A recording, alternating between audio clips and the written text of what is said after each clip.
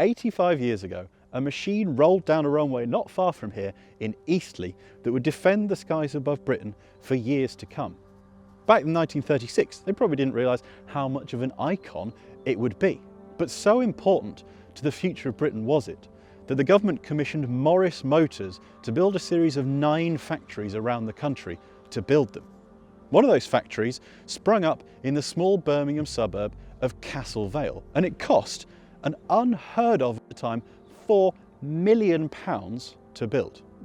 In case you hadn't guessed, that machine was a Spitfire, and it was £4 million well spent, because every single Spitfire from the Mark II onwards was built at what was then called the Castle Bromwich Aircraft Factory. After the war, that factory wasn't torn down. It continued to make planes before being converted to making cars, the booming industry of the day. First by Fisher & Ludlow, then British Leyland, before it moved on to its current owners. That company, Jaguar, still makes cars in Castle Bromwich today. In fact, pretty soon all of its latest electric cars will begin rolling off the line, and the new Jaguar XJ, the all-electric one, was meant to be made there until that was put on hold. But for now, petrol is still king in Jaguar sports cars. And the latest one, rather than downsizing an engine, has actually made it bigger.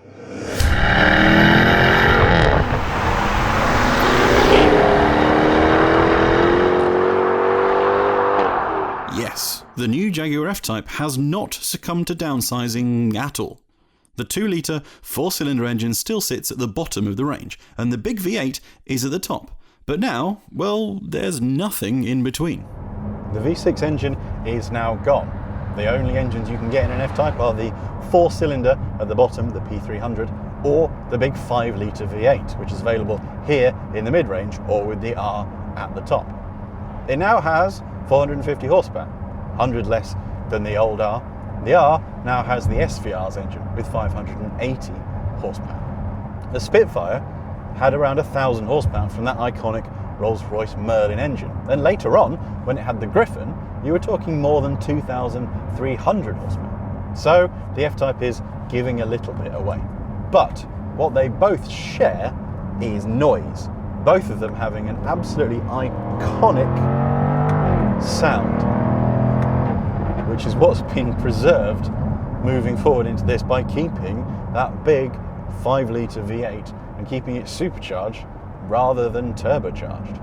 Outside, there's not a massive amount to talk about. If you put your hand in front of the headlights, you could easily mistake it for the old car. It still has those big haunches, the old-fashioned coupe lines, and a massive muscular bonnet. But up front, well, the face has changed. The headlights used to be these rectangular things that sat here on the bonnet, and they've been replaced by these much slimmer line ones further down here that they ape the rest of the Jaguar range. And what that's done is it's meant there's a lot more metal here on the bonnet. And what people say is that means it looks like the face is kind of drooping, like it's a little bit sad. And I can see where they're coming from. It definitely slopes down a lot more than it used to, but to be totally honest, I really like it. As pretty as an F-Type can look from the front, what really matters is what's round the back. For me, this is what makes the F-Type and always has. The back end is just beautiful. It is, if not just the best rear end on a car on sale today, I could almost say the best of all time. It's certainly the best that I've ever driven. It's just everything about it. It's the way it slopes to almost a point. It's the lights and how slim they are. The 4 exhausts and those big wide hips. Everything you want on a big brutal Jaguar. And to be honest, they could change almost anything else on this car, but if they changed the back, I probably would have been done with the F-Type and just walked away.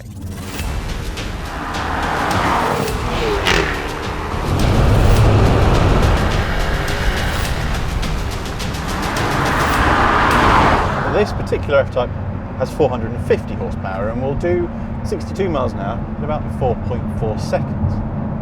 It'll then, if you keep your foot down, go on to 177 miles an hour, which is, you know, pretty decent. And although it may not be quite as fast or pull as well as a Spitfire, there really is nothing to be sniffed at getting 580 Newton meters of torque from 2,500 RPM. I must confess, quite early on that I was a big fan of the original F-Type. I'm not talking about the SVR or the V6 that people loved. I'm talking the really early R, the rear-wheel drive one. The one that was, well, it was leery. It didn't want to kill you. It wasn't an absolute murderer, but it felt like the old F-Type R's idea of a night out definitely ended in a fight. These days, you can't get an R with just rear-wheel drive. And even this one is all-wheel drive. But because this one is a first edition, and that basically means it's got some fancy tread plates saying that it's first edition, and the seats underneath me are a bit fancier. You also can't get the F-Type as a manual anymore. That's because in the last year of sale of the old car, Jaguar sold 7. Not 7,000, not 7%, 7. Apparently, while the internet wants everyone to buy F-Types with a manual gearbox, the people who are actually buying them don't.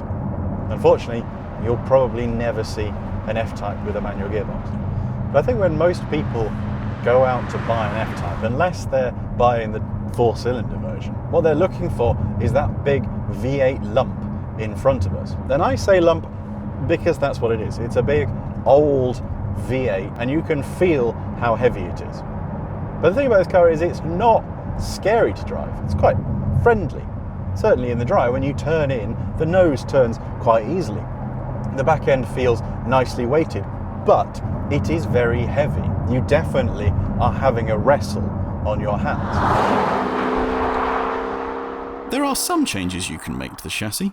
The dampers are adaptive and can be stiffened in sport mode, but in reality all that does is make the ride more harsh, so keep them in standard. The interior is also a bit of an old parts bin special. You wonder if when they strap every F-Type together, they have to go searching for the old bits that are left at the back of the workshop under an old dust cover. It's part of the charm of this car, the fact that everything about the F-Type is so visceral. It's so sensational. It is an assault on your senses. You hear that incredible noise. You feel the car moving around underneath you, and then you have to put the effort in to get it around the corner. And then there's the gearbox, which is fine. It's an 8-speed automatic, although I don't really feel it ever needed 8 gears. But it's not the smoothest transition in the world. If you are really pushing on, you will feel each gear change. There's a little snap in your neck as you move up or down. But that sort of fits in with what the F-Type is.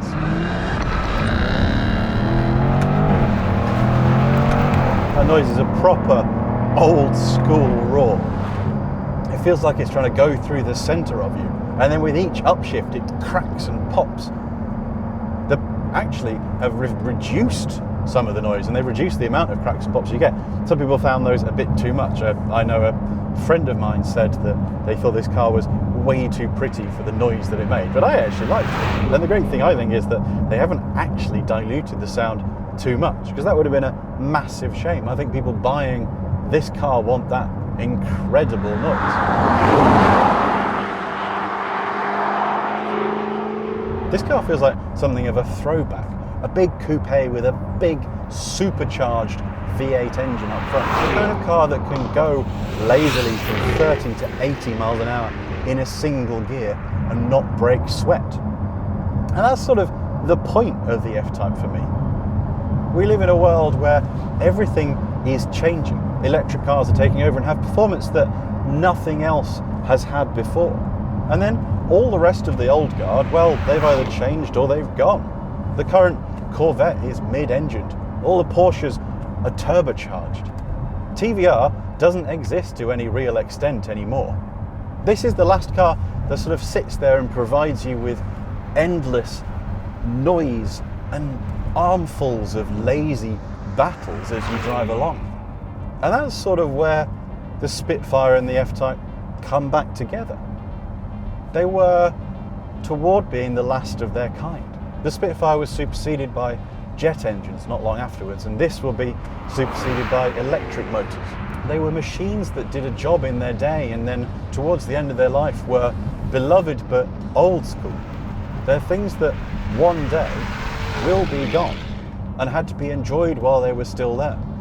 One day we'll see an F-Type on the road and it will make us feel similar to how we feel when we see a Spitfire. Happy to hear it, happy to see it, and happy that it existed.